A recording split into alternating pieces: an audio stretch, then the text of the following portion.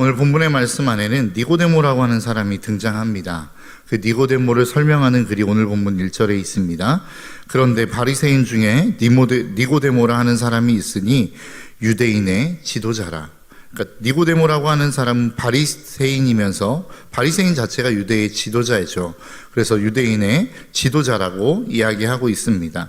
그리고 그 바리새인 중에 바리새인이면서 유대인의 지도자인 그 니고데모가 예수님을 인식하는 그 인식의 내용을 오늘 본문 2절은 이렇게 말씀합니다. 그가 밤에 예수께 와서 이르되 랍비여 우리가 당신은 하나님께로부터 온 선생인 줄 아나이다. 그러니까 니고데모가 예수님을 무엇이라고 인식하고 있냐면 당신은 하나님께로부터 온 사람입니다 라고 이야기하고 있다라는 거예요. 어찌 보면 그것은 니고데모가 예수님을 생각하고 있는 그리고 인식하고 있는 최고 수준의 인식일지 모르겠습니다.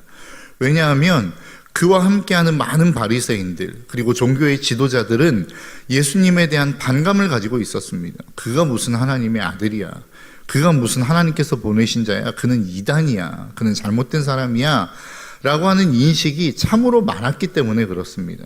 그런데 니고데모는 뭐라고 생각하고 있습니까? 당신은 하나님께로부터 온 사람입니다 라고 이야기하고 있다라는 거예요. 그러니까 어찌 보면 니고데모 입장에서 봤을 때 그가 예수 그리스도를 생각하고 있고 인식하는 그 수준에 이 정도면 예수님을 다른 사람이 생각하는 것보다, 예수님이 생각하는 것보다 훨씬 더 내가 만족한 수준으로 지금 예수님을 높여드리고 있어 라고 생각하고 있었을지 모르겠습니다. 그러나 예수님은 그 정도의 분이 아니었죠. 하나님이 보내신 어떤 한 사람에 불과한 것이 아니었다라는 겁니다. 하나님께서 보내신 분은 맞지만 그는 사람 중에 있는 그 한 사람에 불과한 것이 아니라 그분은 하나님 자체였기 때문에 그렇습니다. 그래서 우리의 신앙생활에 있어서 예수님을 인식하는 것은 참으로 중요한 것입니다. 여러분, 바리새인 그리고 종교의 지도자 하면 성경에 대해서 잘 알고 있지 않았겠습니까? 바리새인이라고 하는 사람 자체가 가장 중요시 여겼던 것 중에 하나가 무엇이냐면 그 하나님의 말씀을 잘 지키는 것이었습니다. 잘 지키려면 어떻게 해야 되죠? 하나님의 말씀을 알아야 되겠죠. 그러니까 바리새인들은 하나님의 말씀을 잘 알고 있었던 사람이었습니다. 그리고 그 하나님의 말씀 안에 하나님이 얼마나 놀라운, 사람을 통해서 얼마나 대단한 기적들을 행하셨는지를 바리새인인 니고데모는 잘 알고 있었다라는 거예요. 여러분, 열왕기상 17장에 보면 엘리야라고 하는 사람이 사르밧 과부의 아들, 죽은 아들이죠. 그 죽은 아들을 살리는 내용이 나옵니다. 그러니까 이게 어떻게 사람의 능력으로 할 수 있습니까? 그런데 그 사람을 살리는 능력을 보여주셨다라는 것입니다.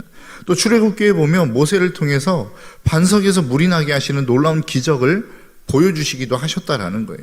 그뿐입니까? 홍해가 갈라지는 기적, 엄청난 만나와 메추라기가 내려서 그 광야에서 200만이 넘는 사람을 먹여 살리는 기적, 이런 엄청난 대단한 기적들을 하나님께서 구약시대에 보여주셨다는 거예요. 그것들을 보면서 이거는 하나님의 능력이 아니고는 불가능한 일이야 라고 하는 것들을 다 사람들이 알게 되었다라는 것입니다. 오늘을 살아가는 우리도 마찬가지 아닙니까? 사람의 한계치를 뛰어넘는 어떠한 역사, 능력을 보여주는 사람을 보면 저 사람 정말 대단하다. 그리고 교회 안에서도 인간의 어떤 한계치를 뛰어넘는 그 능력이 나타나면 진짜 하나님이 역사하셨어 라고 생각하지 않습니까? 다 죽었다, 그리고 병 걸렸다, 암이다 라고 했던 사람이 흔적도 없이 그 암이 사라지는 역사들, 그런 간증들을 우리는 듣지 않습니까? 그런 간증을 들으면서 이거는 정말로 하나님이 하신 거야 라고 하는 이러한 고백이 우리의 입술에서 터져나오지 않더냐라고 하는 거예요. 니고데모도 똑같았습니다. 예수님이 물로 포도주를 만드시고 대단한 기적들을 행하시는 일들을 보면서 이 사람은 정말로 하나님이 보내신 사람이구나 라고 하는 것들을 알게 되었다라는 겁니다. 그래서 그 예수님을 찾아왔어요. 그리고 그 예수님과 함께 대화하면서 당신은 정말로 하나님이 보내신 분입니다 라고 고백하고 있다라는 거예요. 그러니까 그렇게 하나님의 사람인 것을 인정할 수 있는 근거로 아까 읽었던 2절 후반절의 말씀에 뭐라고 표현하냐면 하나님이 함께 하시지 않으면 당신이 행하시는 이 표적을 아무도 할 수 없음이니이다 라고 이야기합니다. 그러니까 니고데모가 예수님을 하나님의 사람으로, 하나님께서 보내신 분으로 인정하는 근거를 무엇으로 삼고 있냐면 표적으로 삼고 있다라는 거예요. 어떠한 대단한 기적, 능력들을 통해서 당신은 하나님이 보내신 사람입니다 라고 인정하고 있다라는 거예요. 그런데 여러분, 정말로 기적이 있으면 다 하나님이 보내신 분이 맞습니까? 마태복음 24장 24절의 말씀에 보니까 뭐라고 말씀하고 있냐면, 거짓 그리스도들과 거짓 선지자들이 일어나 큰 표적과 기사를 보여 할 수만 있으면 택하신 자들도 미혹하리라. 이게 마지막 때에 있을 일들에 대해서 주님이 말씀하고 있는 내용이거든요. 근데 뭐라고 말씀하고 있냐면, 야, 거짓 선지자들, 거짓 그리스도들도 큰 이적과 기적을 행할 수 있어 라고 이야기하고 있다는 거예요. 그럼 여러분 한번 생각해 보십시오. 우리는 지금까지 하나님의 능력, 하나님의 사람을 기적과 표적으로만 봤어요. 그 기적과 표적이 나타나는 사람, 그것을 보여주는 사람, 신유의 역사, 대단한 기적의 일들을 이루는 사람을 통해서 저 사람은 진짜 하나님의 사람이구나 라고 우리는 생각해 왔다라는 거예요. 그런데 주님이 뭐라고 말씀하고 있냐면, 야, 그거 믿는 사람 아니라도, 하나님이 아니라도 거짓 선지자와 거짓 그리스도들도 이 표적을 행할 수 있어 라고 말씀하셨다는 거예요. 그럼 우리는 도대체 예수 그리스도를 무엇으로 분별해낼 수 있느냐는 거예요. 그 예수 그리스도도, 하나님도 이 기적과 표적을 행할 수 있고, 거짓 선지자들도, 거짓 그리스도들도 이 기적과 표적을 행할 수 있다고 한다면, 그럼 우리가 이 마지막 때에 하나님을 하나님답게 우리가 인정하며 분별해낼 수 있는 능력이 어디에서부터 오느냐라고 하는 거예요. 오늘 본문 9절부터 시작해서 15절은 예수님이 자기 자신을 소개하면서 무엇이라고 소개하고 있냐면, 나는 이 땅 가운데 들려야 할 것이다 라고 이야기합니다. 14절입니다. 모세가 광야에서 뱀을 든 것 같이 인자도 들려야 하리니, 15절, 이는 그를 믿는 자마다 영생을 얻게 하려 하심이라. 그러니까 예수님이 자기에게 일어날 일들에 대해서 이야기하고 있는 거예요. 모세가 광야에서 뱀을 든 것 같이 인자도 그렇게 들려야 된다. 무슨 이야기입니까? 십자가의 죽으심을 이야기하는 거란 말이죠. 십자가의 자기가 돌아가실 것을 이미 이 모든 니고데모에게, 그리고 많은 사람들에게 선포하신 거란 말입니다. 이것이 예수 그리스도, 하나님의 능력, 하나님의 기적과 그렇지 않은 거짓 선지자들을 구별할 수 있는 구별의 능력이라는 것입니다. 하나님의 나라는 능력이 있는 것이 맞습니다. 그래서 하나님의 능력을 무시하자는 게 아니에요. 그것이 일어나지 않는다는 것을 말씀드리는 게 아닙니다. 하나님의 능력은 반드시 일어납니다. 예수님도 말씀하시지 않았습니까? 하나님의 나라는 말에 있지 않고 능력에 있다. 그래서 내가 너희들에게 가서 그 능력이 너희들에게 있는지를 내가 보겠다라고 바울이 이야기하지 않습니까? 내가 최고야, 아니야, 내가 최고야 라고 이야기하는 그런 다툼이 있는 자들을 향하여 너희들에게 그 능력이 있어? 내가 가서 너희들에게 그 능력이 있는지를 한번 볼게 라고 이야기했단 말이죠. 그 능력은 분명하게 하나님의 나라에 있는 것이 맞습니다. 그런데 그 능력과 함께 동시에 존재해야 되는 게 있다는 거예요. 그게 무엇입니까? 희생이라는 것입니다. 예수 그리스도가 우리 인생 가운데 보여줄 수 있는 가장 큰 표적이 무엇입니까? 바로 십자가의 죽으심입니다. 그분이 끊임없이 말씀하는 게 그거 아닙니까? 니고데모가 왔어요. 예수님에게 이야기합니다. 당신이 보여준 표적 대단하다는 거 내가 인정합니다. 그것으로 말미암아 당신이 하나님께로부터 온 자인 것 또한 내가 인정합니다. 그래서 나는 많은 당신을 핍박하는 사람과는 다르게 당신을 찾아왔습니다 라고 이야기할 때 주님이 오늘 본문을 통해서 하시는 말씀이 뭐예요? 아니야, 그거를 통해서는 나를 다 이해할 수 없어. 그것만 가지고는 내가 하나님께로부터 온 자라고 하는 것을 이해할 수 없어. 내가 앞으로 행할 일이 있는데 그게 무엇이냐면 나는 십자가에 죽는 일이야 라고 이야기합니다. 그러면서 그것을 통해서 인자가 이 땅 가운데 살아있음을 하나님께서 보내신 자임을 너희는 알라라고 이야기합니다. 여러분, 왜 희생이 중요합니까? 희생이라고 하는 것은 사랑 없이는 불가능한 것이기 때문에 그렇습니다. 끊임없이 말씀드리지만 주님이 이 땅 가운데 오셔서 계속해서 수많은 사람들에게 하신 말씀이 무엇입니까? 너희들에게 주는 가장 큰 계명이 두 가지 있는데, 첫 번째 계명은 하나님 사랑하는 것이고 두 번째 계명은 이웃을 사랑하는 거야. 그러니까 내가 너희들에게 주는 가장 큰 계명, 너희들이 이 땅 가운데 살아내면서 너희들이 행할 수 있는 가장 큰 표적은 무엇이냐? 사랑이야 라고 이야기하는 거라고요. 근데 그 사랑이 이 땅 가운데 구체적으로 나타나는 모습이 뭐냐는 거예요. 그게 바로 헌신이라는 것입니다. 그 헌신이라는 옷을 통해서 하나님의 사랑이 이 땅 가운데 드러나는 거란 말이죠. 그래서 정말로 그 하나님의 나라를 구별할 수 있는 가장 중요한 지표 중에 하나가 헌신이 있느냐 없느냐를 가지고 결정할 수 있다는 것입니다.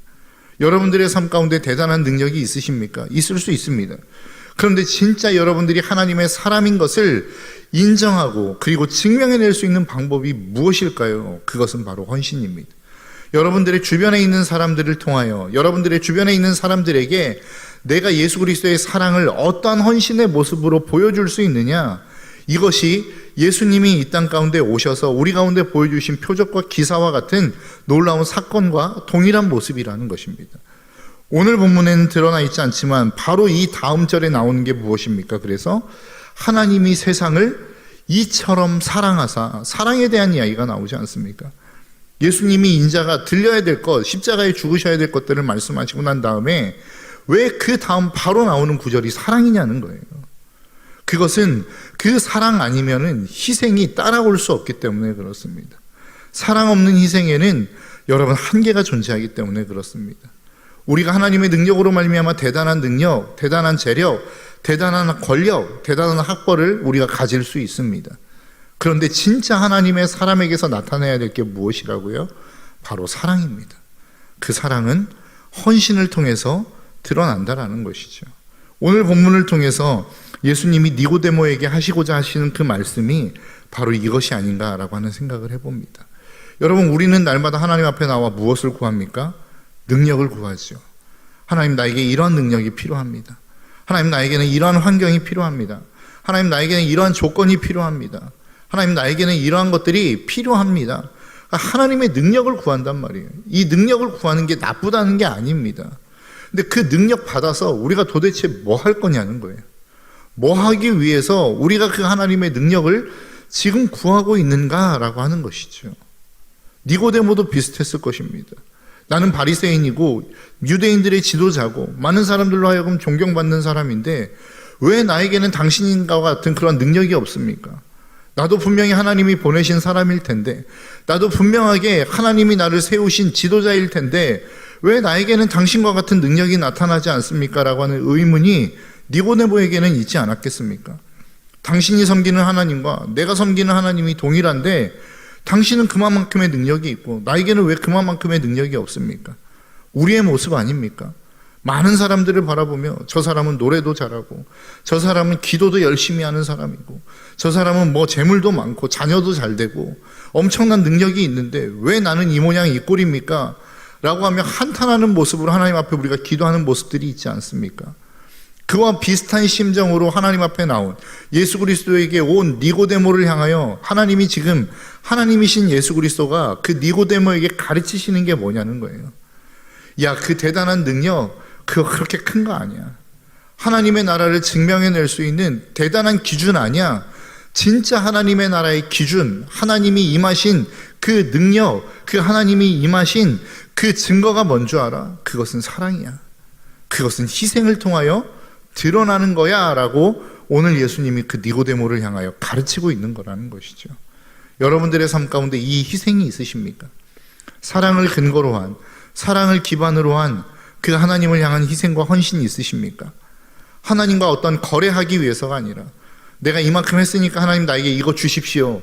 거래를 위한 희생이 아니라 진짜 그 하나님을 사랑해서 하는 희생, 진짜 그 하나님이 내 삶의 주인이기에 그분의 뜻이 이 땅 가운데 이루어지기를 소망하는 마음으로 하는 그 희생이 우리의 삶의 자리 가운데 있느냐라고 하는 거예요. 오늘 본문을 통해서 하나님은 우리에게 그것을 말씀하시고자 하는 것이 아닌가라고 하는 생각을 해봅니다.